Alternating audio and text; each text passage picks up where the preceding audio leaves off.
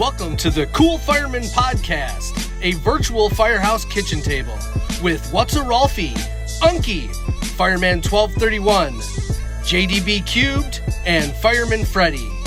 Let's get to the show. Welcome back to the Cool Fireman Podcast. It is another day, and we have four of us here. I have myself, Unk, Fireman Fred, and the one and only, the champion of the people, Doug. What's up, boys? The champ is here. The champ is here. Oh, sorry. Is this in the way? I'm sorry. My bad. There's a gleam. There's a shine. It's getting me in the eyes. Let me get that out of the way. Sorry. And look, wins a championship, and everybody's got to know it. Yeah. You see that? Okay. All right. Yeah. Let's. All right. Welcome back. Thanks for coming. Not sure exactly which episode number this is, but it's enough. We're having a great time so far, and thanks for joining us along this journey.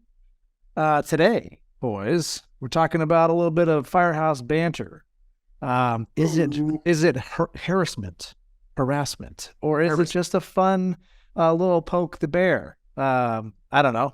What do you guys think? I think if I was to start it off, I think that's the firehood, the fireman traditions. The firehood. You ever heard of that? Oh. The firehood traditions run deep, and I think that some of that has to do with some thick skin that the boys before us had, that setting the foundation for the fire service. And so I think it's tough for us to get away from it. But that big bad human resources thinks that they could come in as the villain and stop all of our fun. So if you guys don't kind of understand my viewpoint on this whole thing, I can go both ways, right? And I think you guys kind of feel the same. Maybe. I walk that line. What was that line? The Luke fence walker. Mile. Oh. Yeah, it can go either way. You could take things too far, right? And really hurt somebody, not know what they're dealing with somewhere else possibly, and then you're just making it worse. So there's always a time when you got to kind of check yourself. But there's also some really good time in the firehouse to banter back and forth and maybe pull some pranks, one or two pranks. I'm sure we'll hear about them during this conversation, but I don't know.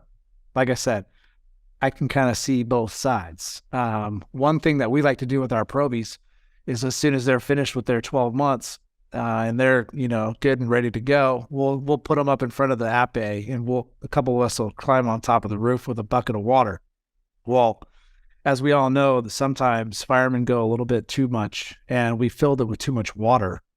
And I mean, literally, I want to say it was probably like 20 gallons of water comes down on this poor guy from like 25 feet. And he had his helmet on, and he had this sign that we made for him. Like, look, Ma, I passed probation, it was a wet and wild ride or whatever it said. And then all of a sudden this water comes down, and there's a couple of us filming, and we see this water in slow motion, and it took his helmet shield right off his helmet. And thank God the kid was super in shape. I mean, it would have probably ripped my neck straight off my head, my shoulders.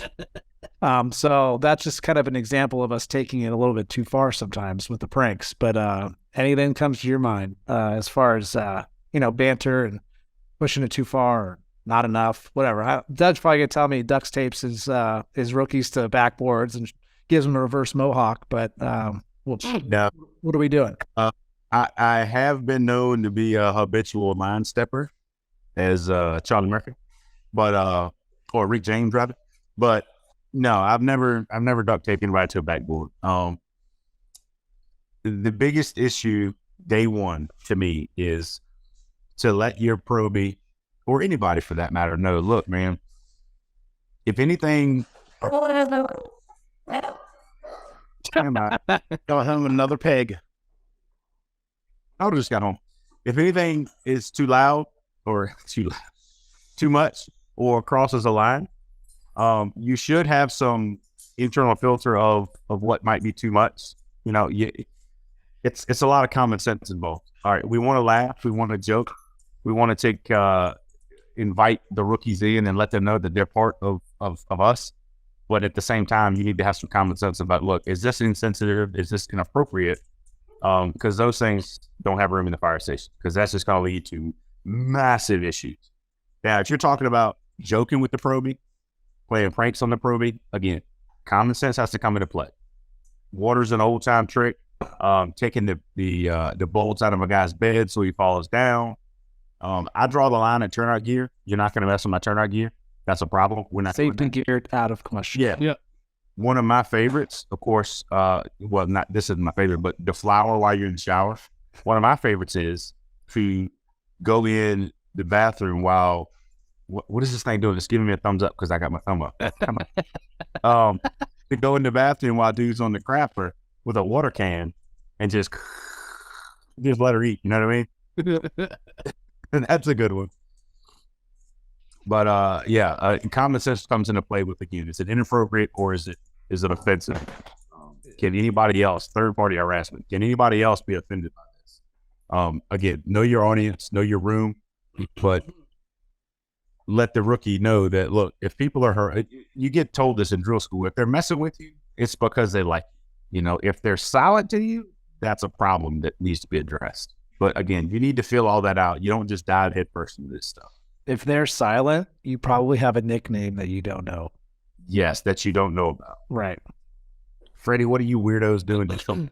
So besides hip hop, this was definitely a topic that I wanted to bring up because it's definitely generational too. If you think about it, you've got we call them the old timers. You've got like the current guys, and you got the up and comers that are coming in. And every generation is different on, the greatest generation or what have you. They could basically, strip them down with the cut downs, if you will, and just absolutely destroy them. And they'd yuck it up and laugh and be okay with it. And the new age firefighter, if you will, maybe it's not exactly the way that it happens now. The one thing that I know I personally do suffer from, or maybe it's one of my faults, is I tend to get familiar and comfortable quickly with people when I seem to get along with them, if that makes sense. So that's something that I believe, if you're new to a department, whether you're a rookie, brand new into the service, or you're new at a department and you've worked somewhere else for a long time, this is something that I dealt with. You come in and you maybe make a connection with somebody and you almost try and recreate a relationship that you had at your previous spot where you had 10, 11 years. And you're like, oh, this guy is exactly like this guy that I used to work with. So I can have that back and forth right away.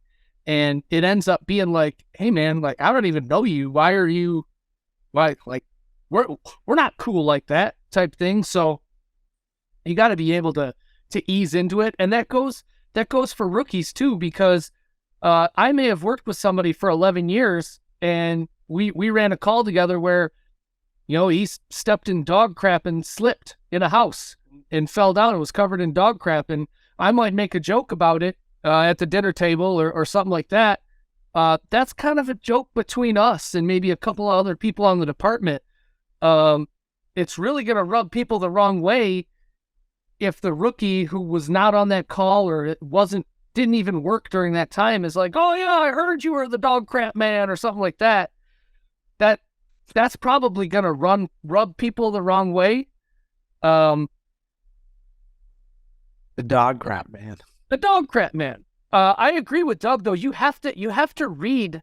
You got to read somebody. Like if everybody's really keying in on a dude and they start to look withdrawn, or they get up and leave or something like that. That's where the leadership maybe comes in. Go talk to him, pull him on the side, like, hey man, you good? Like, well, everybody's really, making fun of my mom, and she passed away 3 months ago, and it's still really raw or something like that. And that's where, maybe, oh, okay, we didn't know. Like, we're just trying to have fun, like, whatever, and didn't realize that it's raw. And that's something that you never know what people are going through. And so jokes here and there are awesome, but you got to kind of read the room, I guess. Are there new standards? Is there a new ceiling height for harassment versus, like fun banter, right? So what I bring up now is nowadays social media is huge, right? I mean, we're all on social media. It's how we met. But it's inside the firehouse. And so maybe not as heavy as we're into it, but I mean, you guys, we were just joking about it, off air. I think we were, but when you go on TikTok live, and I mean, it does not take very much when you're on TikTok live for your screen to go blank and he says you're banned for a week. And you're like, holy shit. I'm like, that's crazy. I mean, you just banned us for a week. It's one person. And I didn't like what you said.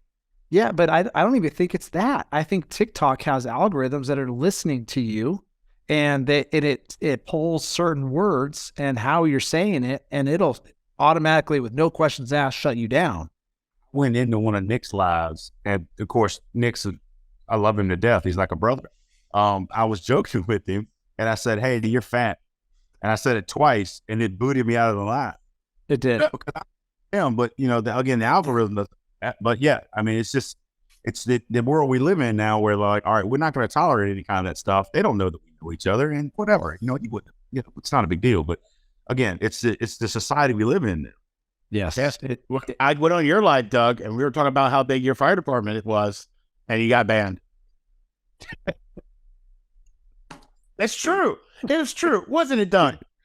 It could be the biggest. I'd like for joking. But we were talking about how big your fire department was, and he got booted. In like 10 parsecs, it was out. In a whole parsec. Even I was lying. Even TikTok doesn't like how you talk about your department. So I think there's a new standard. I don't know. I think that the new generation is creating. You guys bullied me about my white beard. Holy cow! Well, I think part of it. I think part of it is maybe there's not a new standard, but 40 years ago. Well, hold on. 40 years ago, there was no social media. There wasn't cell phone videos. There wasn't this instant being able to instantly communicate with each other. So a lot of the stuff that got said in the firehouse, it was just in the firehouse. And now, people are recording or on a cell phone with their wife, and they hear something in the other room or what have you, and all of a sudden these playful cutting down or whatever you want to call it between us, where it's like, to us is cool. Third party offended, or somebody sees a video and they're like, I can't believe that somebody would say that to you, and it's like, well, no, it's not a big deal. Like me and Joe are buddies, and that's what we say to each other. And somebody'd be like, well, if somebody said that to me, that I'd be pissed off. And then it's, then it turns into like everybody at Doug's department is rude or what have you.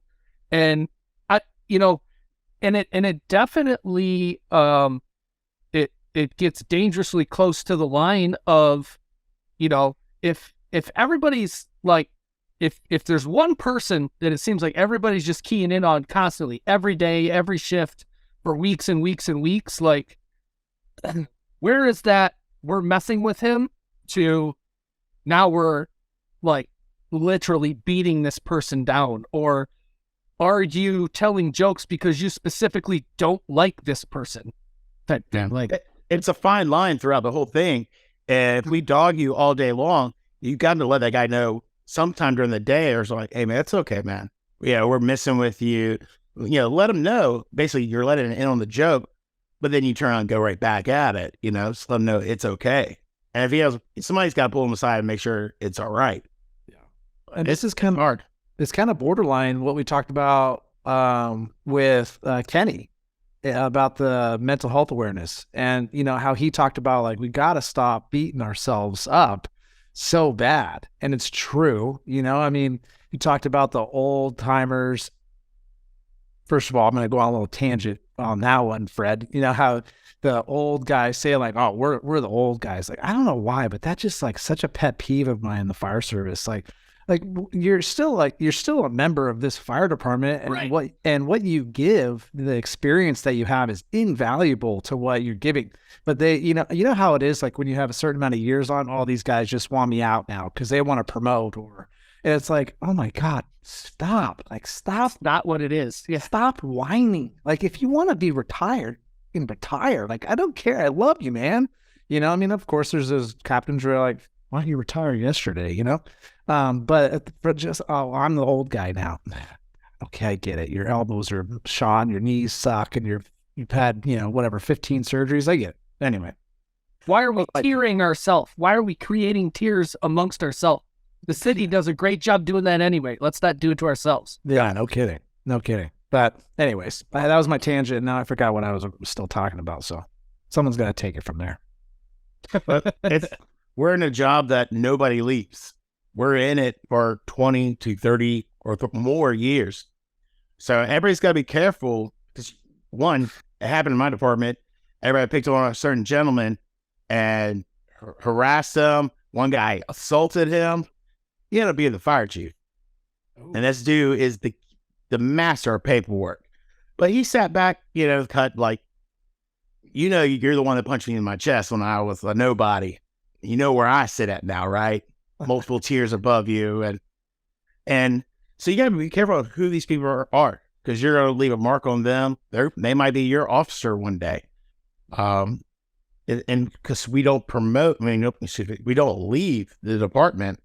So if the kid got, what was the poo nickname? You're the poo guy or whatever. I mean, that's crap, man. Yeah, that'll stay to you in your career. It's just horrible. That's a good thing. That's an interesting topic that you brought up too, Unc. Is once people promote, like Matt and I work together. We ride the ambulance for 10 years. He might have a couple of years ahead of me. Now he promoted to lieutenant. And that's not saying that you absolutely can't, poke and have fun.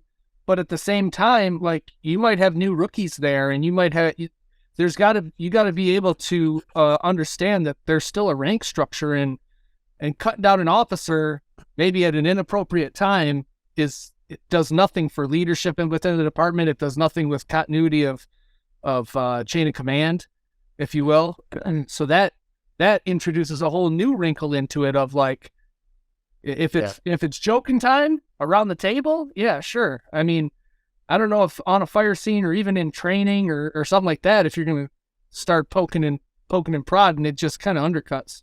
Oh, it takes us one person you add into that element to come and visit your fire station. You're all joking, having a good time. And all of a sudden some chief walks in or even an officer from anybody from the fire department. And, y'all probably been there. Your captain's like, don't start that joke up again right now. This is serious because we have a guest. Yeah. Well, it's so many fine lines. It goes back to the common sense thing I talked about and knowing that one, you're not being inappropriate or insensitive, but excuse me, it's what I preach to my softball girls is, look, we're going to have a good time. We're going to have fun. But when we start warming up and when we get in the dugout to get ready to take the field, we flip a switch and all that playtime is over with. Now it's go time. And it's the same thing with when the tones drop, you go out, all that stuff's over with. Now it's go time. I'm in work mode. I'm in Mr. Professional. Let's get the job done. Or like Oki just said, when, have visitors are in or anybody from admin or whatever the case may be, everybody should understand that switch has to flip and you have to, all right, we're done lollygagging. Now, granted, when the chief comes for lunch, we still try to keep it lighthearted and make a joke here and there, but it's a more professional type of joke. And we still want to laugh because that's what we do. We to make sure episode, we deal with our traumas through laughter and jokes and poking and prodding. But you said it, Oki. It's a fine line between what's insensitive and what's inappropriate and what's just good old fashioned fun. And you have to have that conversation. Freddie talked about if somebody starts being silent, you have to be able to have those conversations of, look, man, hey, look, we're not trying to be disrespectful. We're trying to make the day go by. And if that's something that went too far, let me know and I'll talk to the people who work that out. And hey, man, we, whatever, because again, I talked once about a few episodes back about my rookie dealing with a lot of personal stuff. Well, when he finally told me that, it changed a lot of things because now we know that. We didn't know those things. So now we handle him differently. We still joke at him, but it's in a different manner. But again, that's all about communication. And, okay, you were talking about the generational thing, or that we work here. This is a career for a lot of people. Well, that's starting to go the other way too with the millennials and the Gen Z, I think is what's happening right now or whatever. They don't typically want to work the same job for 25 or 30 years. So the fire service is struggling as a result of that. They come in, they might work here for 3 or 4 years and they don't feel like they're satisfied, so they leave. So that's starting to go out of the wayside also. Yeah. Well, when you got on this, I'm a big fan of, I've been in my department for long enough that people have, let's say, surpassed me. I'm still a firefighter. I'm not looking to get promoted. So all these people, I know, I was 10 years on the job. Now they're the captain of the truck, or they're the battalion, or higher up chief. So I have a certain way I can joke with them, or even this guy like you that you hate. Like, I'm never going to call that guy captain. On scene, I don't even call you by your last name or your first name. Absolutely. It's your title. I call it respect the position because we're in public eye and everybody's watching firefighters. Everybody's interested in what we do in general. And I'm one person, I constantly tell captains, I was like, you got to be careful taking me out in public because I'll start wandering off my mind, having a conversation with somebody. And we all play around, but we try to catch each other like, hey, yeah, that's Firehouse talk. That's a good point, though, that, and all of us, in every fireman, firewoman, firefighter, rather, in the country has a supervisor at some point, if they've been on a job for more than a year or two, has encountered a company officer, a battalion chief, what have you, that has rubbed them wrong in some way of leadership, whether they don't agree with that way of leadership. But that's the situation where you just talking about, okay, you don't have to respect the person, but you have to respect their title and their position. And again, when it's go time, there's no time for your feelings. Your feelings need to be put in a drawer in your locker. And when it's go time, yeah, chief, what you got? Yeah, cap, what you got? I'm on it. All that crap goes out the window, and it's business time. It's funny you say that. So one of my really good friends at work, he's a captain, and he had talked about, we had a discussion about what we do is when somebody retires, many of us that are available that day will go to one of our stations and we'll stand in 2 lines, and the guy or gal will walk down the middle and we'll salute him, And Wow. my one buddy was like, well, just brought up the question. This didn't have anything to do with any specific person. But he goes, well, what if I don't want to salute this person? Like, what if this person was a dick to me the entire career, right? So he had this question, and we had this discussion about it, right? And I go, no, you got to show up and show your support for the fire department, for the citizens, that you're there for everybody, right? The whole fire department. And so he actually asked some people that were in the military, and they said, in that case, you're not saluting the guy, you're saluting the rank. Mm-hmm. And so when he's walking down, whether he's a career-long firefighter, whatever you want to do, all the way up to the fire chief, and he's walking down that line, you're saluting the rank. And then in my opinion, you're also saluting, everybody in the fire department. Every person of that. Yeah. And so that makes total sense. Whatever. You're saluting that rank for your entire department. Yeah. For everyone. What you've got, you can think of at least 3 or 4 ones that you really admire and you really respect. You're saluting that lieutenant, that captain, that chief, whatever. It doesn't matter who that person is. You're saluting the insignia on their cop. Yeah. Or you could just change it mentally in your mind. If that person's retiring, just be happy he's gone. Right. And, I do that all the time. When we have certain people leave, I'm like, congratulations. I'm all happy for you because goodbye. You're no longer on. Man, it's been great working with you. And it's also what's in public eye, what's in private eye. We've had it where the fire chief has come through the fire station. He was lower ranking, but when he made fire chief, he came around and shook everybody's hand. And a couple of people were like, no, thank you, I'm good. But it was inside the firehouse. It wasn't in the public eye. And he goes, and he understood it. He was cool with it. He's like, I understand, not a problem. Went down the line, shaking other people's hands. Yeah. Well, on that same token, Unky, if anybody of that stature or that tier, rather, however you want to break it down, has to understand that when they become a leader, and when your span of control goes from 3 to 5 to 10 to 20 to 60 to 80 to the department, whatever the case may be, the higher you go, the more people aren't going to like you. And you have to look in the mirror and say, you know what, that's okay. Hey, I'm not a fan. That's not the right word. But some decisions I make are not going to sit well with some people. And I have to lay down at night knowing that, you know what, that's okay because that's my job. I did the best I could in making that decision. Right. I did the best I could for the most people. And some people aren't going to agree with that. You're not going to please everybody. And as you promote up, you have to understand that. And you have to not hold that against the firefighters or lieutenants if you're above them, if it's a captain level decision, whatever. Not hold that against your subordinates that, you know what, they didn't like that decision. Now I got a problem with them. Well, no, it's not that. You have to make uncomfortable decisions. And you have to be uncomfortable having uncomfortable situations, or you have to be comfortable, rather, having uncomfortable conversations. You have to be comfortable having difficult conversations and not take that home with you. You need to let that go, man. Look, you're not going to make everybody happy, and that's okay. You do the best you can for the greater good. It's just like an MCI situation. Do the best you can for the greater good. Not going to save them all. And I think that, not going to say right. And I think that everybody, and you can't hold it personal. You can't take it personal that Joe Schmuckatelli Station 3 doesn't like the decision you made. Now I have a problem with Joe Schmuckatelli. No, the hell you don't. That makes you a poor leader. Back to our leadership episode. Sorry. Next man. No, and I think that comes back to having a thick skin too. Is within the firehouse, like that's what we do. Is we dog on each other. We do whatever. You got to have like that thick skin, but at the same time, like if something is too deep, if something is where it's at, then you need to be able to be vocal and let somebody know that, hey, like I am all about the jokes, I'm all about the pranks, but like, can you leave my whatever, my mom, my wife, can we not talk about, let's get off out of yours. Well, like, can we not talk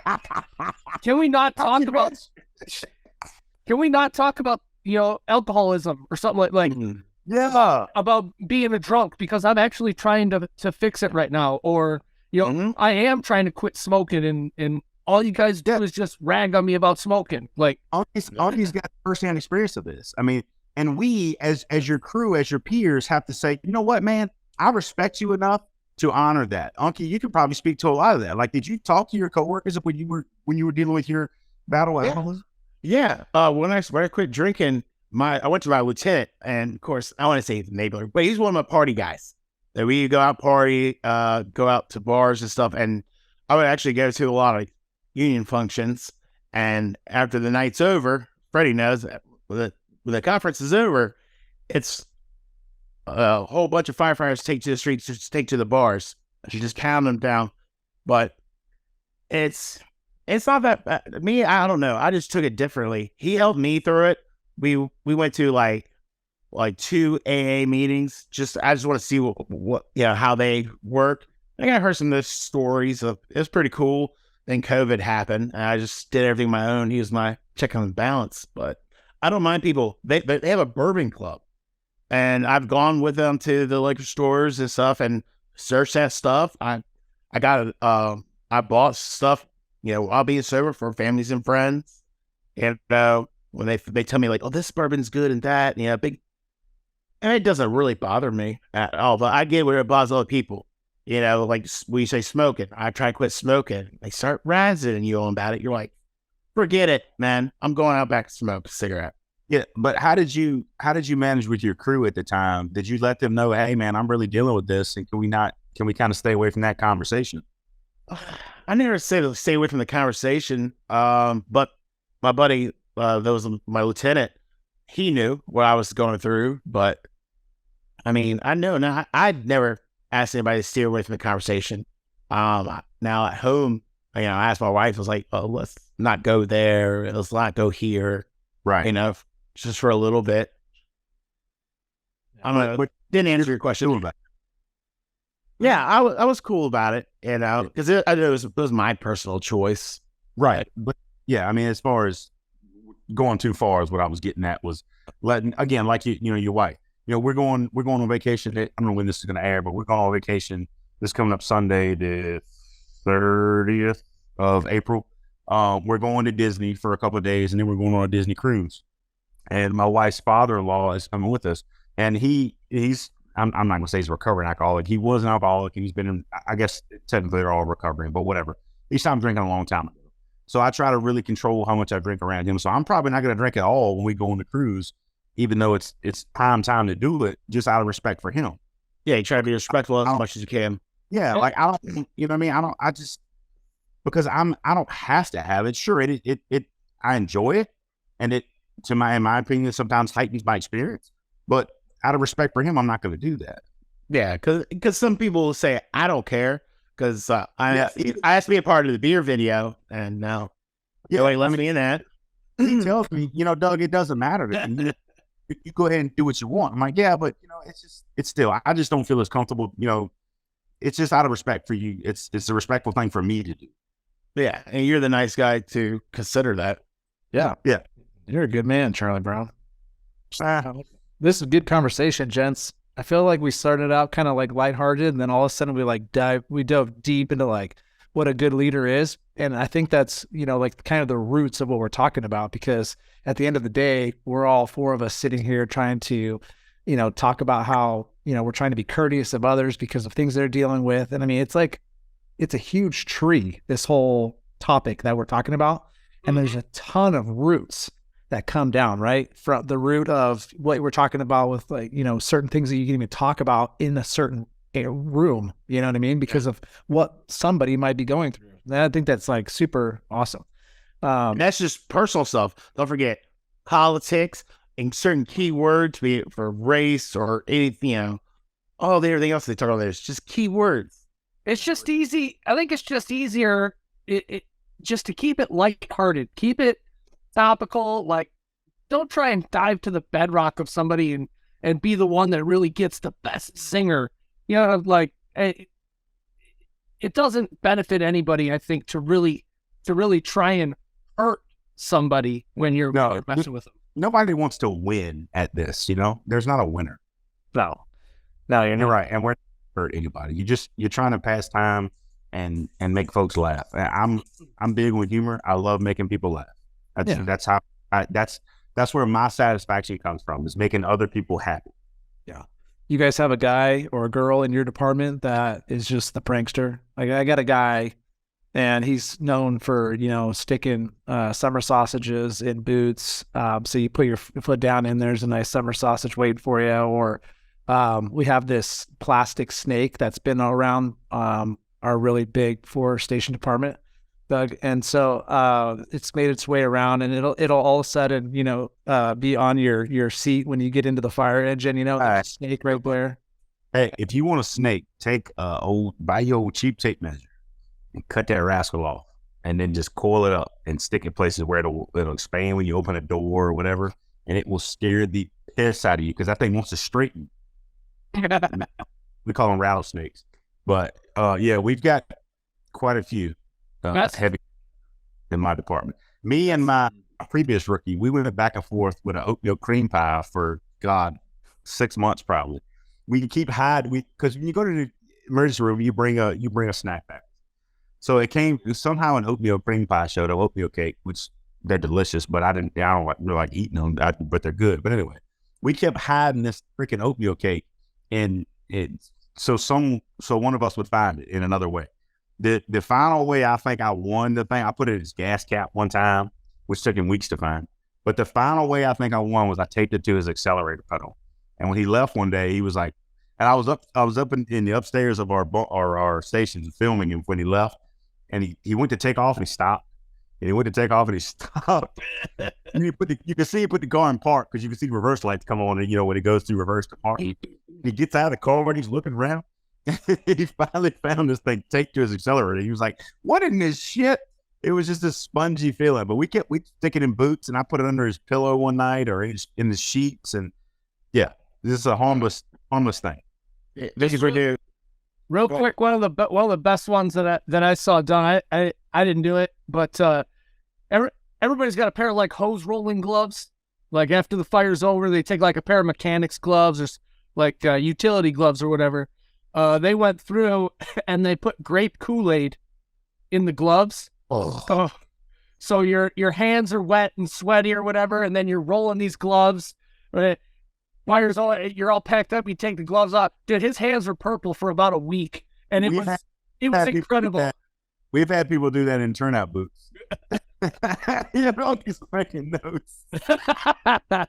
The only other one is we had a real lifelike looking CPR dummy. It was a baby, and the face was just absolutely terrifying, and it would end up in somebody's rack constantly. So you'd walk into your room and it'd be like laying on the pillow. And I don't know how many times somebody would walk in a room and you'd be sitting in the chair or something and you hear, "Holy, what the hell? God bless America." Like, and it was just, even if you knew it was in there, you came around the corner and it was so terrifying that it ate at your soul. And those are the best pranks where you jump and then you like laugh about it right afterwards.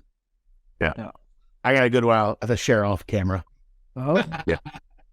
Yes. we at one of my stations, previous department, they had the pull down ceilings, and so you could just easily push the ceiling up. And so we put a big 1,000cc bag Yeah. with the Oh, yeah. drip, so you can. Yeah. Where the hell is that coming from, dude? That's a classic. That's such a good one. That's a classic. Well, good. Anybody else got anything fantastic to say about banter or harassment? Well, Pranks. None that I want to share live, sir. Yeah, right. All right. So I guess today's my recipe. Yeah. What do you talking about? So you guys are going to laugh at me, but you have to be proud of me because I have always been a red meat and potatoes guy. And now that I've had a cardiac event, I got to kind of stay away from the red meat. And so I'm venturing more towards fish and chicken, but I also love turkey. And so I make these smoked turkey burgers. Are so good, dude. And I won't get too into it, but a pound of Jenny O, 93%. And you shred up a zucchini and shred up a carrot, salt, pepper, maybe some Elizabeth salt in there, Yes. and some garlic. Put some garlic in there and just mash that thing up, man, with some jalapeno. Dice up some jalapenos and put it in there. You stick that on the smoker and smoke it, until it's done or whatever. And then when it's right before it's done, you put some grilled onion, you put a tomato, and like a couple pieces of avocado, and then on top of that, a piece of provolone cheese. And the provolone cheese melts over it and keeps it all on the burger. Smash that with a brioche bun. you know, hold it like this. Heck yeah, dude. It's so good. We got to a point. Sounds good. We were eating 2 of them during dinner at one of my stations because they're so good. I need to. Love it. Yeah, I'll eat that. That's for sure. Do we have a rookie tip? Douglas. Yeah, I'll talk about the rookie tip for the week. It kind of goes along with what we're talking about today. We're going to talk about social media and the usage of such as a representative of sorts of your community, your city, whatever the case may be. Because whether you know it or not, if you wear a badge that signifies your city, your county, or whatever, you are a representative of that place. Sorry, my dog's going crazy behind me.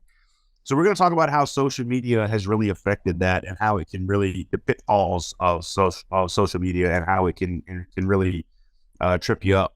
How it can be good, but also how it can be bad. Watch what you say. I got some good ones for this one that I can get public with. Yeah, this is a deal right now because again, we're in the social age, the technological age. Social media is everywhere. Instagram, Twitter, Facebook. It doesn't disappear. Reddit, like it's everywhere. And we preaching to my kids on my ball team that once it goes out, it's there forever. You might think it's deleted, but it's not. It's there forever. Somebody can put their hands on it some way. Somebody who's a lot smarter than me, but regardless, we're going to talk about all that stuff next time we get together. Very good. Yeah. So we are in May, and we all know that this is a very important month for us. We have an awesome promotion. The podcast that is already dropped with Taylor's Tins. Go and purchase your tin helmet shield from taylorstins.com. and you're going to be supporting. So that's it right there. Unky's got it. If you can see the video, the Cool Fireman podcast. This paper, That's but this but that's the design. So it comes as aluminum tin. And go get one of those. And the proceeds are going towards the First Responders Children's Foundation. And we're going to try to get them on. Hopefully, they might have already been on the podcast, but we're going to try to get them on. It's a good foundation, and we're giving back. None of the money goes to us. And so it's a great foundation. So go out there and buy your tin, your personalized tin, and then whatever else you want too. Because they got, what did he say? 400 things on 400. Yeah. variations. Yep. 400 and some items on there. And just to touch on that, these are very affordable tins as far as donations go or price point goes. I think they're even cheaper than his normal fire. I don't know if they're any, again, I don't know the price point, but they're very affordable.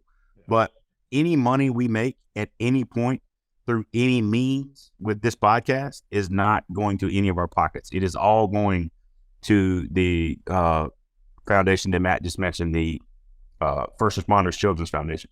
We have zero desire to ever make $1 from this. Zero. And I just want to drive that home. Any funds, whether it be, hey, man, I want to send you guys some money to help with the podcast. All right, man, cool. We appreciate that. We'll take that money, but we're going to send it right back to them because we none of us are hurting for money. We didn't do this to do that. We've done this to talk about the job and to bring awareness to certain topics. And now it is spun into the point where I think we can make some money and make a difference. And that's all we care about. Yeah. So any money we make, I just want to drive that home, not just on the 10 of the month is going to be our first thing. We're going to probably drop you some t-shirts and stickers and some other stuff and, whatever. But any money we make or not even make, any money that comes into us, if I have to come out of my pocket for $100 and we make $100, I don't care about my $100. That 100 is going to whatever. So I think all of us share that same thought. So I just want to drive that home. That's all. Yeah. Awesome. Yep. Very well said. And one thing that we're trying to do on every episode, and we're trying to be vigilant in doing it, is a moment of silence for the first responders all over the country and the world that have paid their ultimate sacrifice. And, I haven't seen one specifically in the last week or so, but we know that it's just too high of a number that our public service members are dying. And so we want to do a moment of silence. So please join us in a brief moment of silence.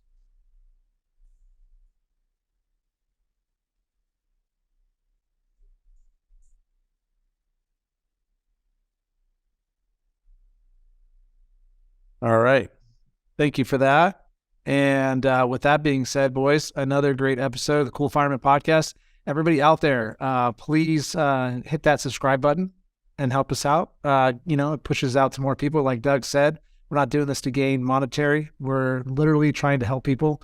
And we just love that the five of us have come together, even though Nick isn't here every time. But the five of us have come together and gained our own little brotherhood from it. And we love sharing it. And the way that we can share it and help other people is if we can spread the word.